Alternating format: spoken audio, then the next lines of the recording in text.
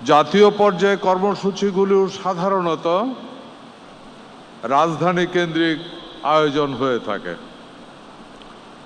কিন্তু আমাদের প্রধানমন্ত্রী জনাব তারেক রহমানের সরকারের দর্শন একটু ভিন্ন। তার দর্শন হলো জনগণ যেখানে সরকার সেখানে। জনগণের ভোটে নির্বাচিত সরকার জনগণ থেকে দূরে থাকতে চায় না, বরং জনগণের কাছে যেতে চায়, তাদের কথা শুনতে চায়, তাদের সুখ দুঃখের অংশীদার হতে চায়। হাওর অধ্যুষিত কিশোরগঞ্জের মৎস্যজীবী ভাইয়েরা এবং উদ্যোক্তারা দেশের মৎস্য উৎপাদনে অত্যন্ত গুরুত্বপূর্ণ অবদান রেখে চলছে। মৎস্যপক্ষ 2026 উপলক্ষে 14 জন সফল মৎস্য চাষিকে সম্মাননা স্বরূপ স্বর্ণপদক দেওয়া হয়েছে।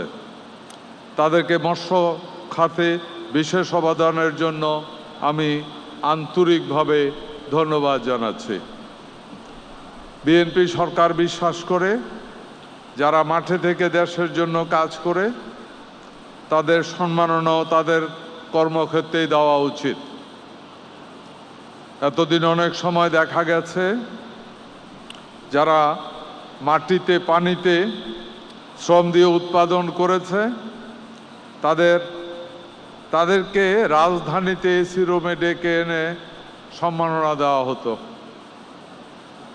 মাননীয় প্রধানমন্ত্রী জনাব তারেক রহমানের নেতৃত্বে এবং ওনার নেতৃত্বাধীন সরকার সেই প্রচলিত ধারার পরিবর্তন করতে চায়। শহীদ প্রেসিডেন্ট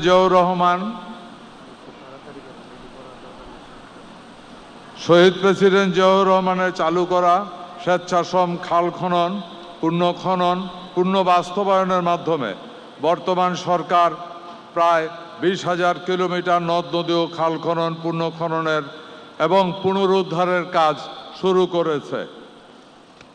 প্রিয় এলাকাবাসী, প্রিয় মৎস্যজীবী ভাইয়েরা, আমরা মৎস্যের উন্নয়ন চাই, মৎস্য সম্পদের উন্নয়ন চাই।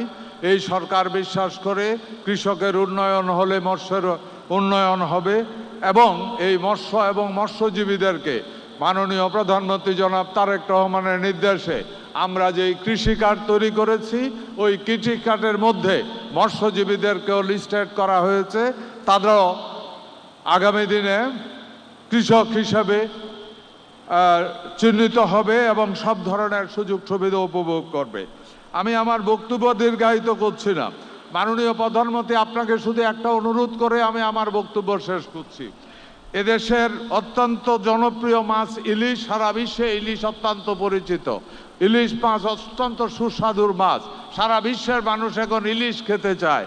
ইলিশের নিরাপদ প্রযোজনের জন্য আমি আশা করব আপনার কাছে নদীর মোহনা এবং গুরুত্বপূর্ণ নৌপথগুলিকে ড্রেজিংয়ের মাধ্যমে পানির সরবরাহ বৃদ্ধি করলেই ইনশাআল্লাহ আগামী দিনে ইলিশের প্রযোজন আরও অনেক বেশি বেড়ে যাবে।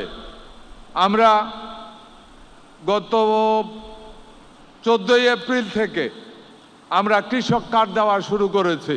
প্রথমে আমরা 20,000 লোকের কৃষক কার্ড দিয়েছি, সর্বমোট 20,832 জনকে।